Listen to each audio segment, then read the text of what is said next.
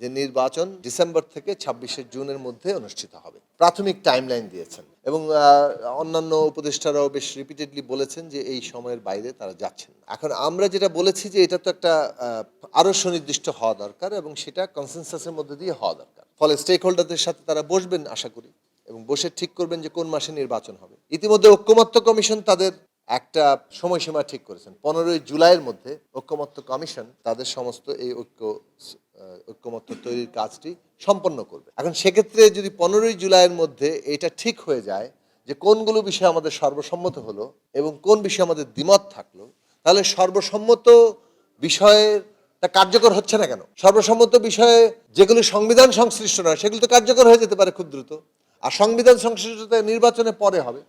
ফলে নির্বাচনের সুনির্দিষ্ট তারিখ অন্তর্বর্তী সরকার ঘোষণা করবেন এবং সেই ঘোষণাটা আসলে মানে যদি তারা কথার কথা যে তাদের আর্লিয়েস্ট টাইম ডিসেম্বরের পরে নিতে হয়, তাহলে কেন তারা ডিসেম্বরের পরে নেবেন সেটা তো আমাদেরকে পরিষ্কার করতে হবে, জানাতে হবে।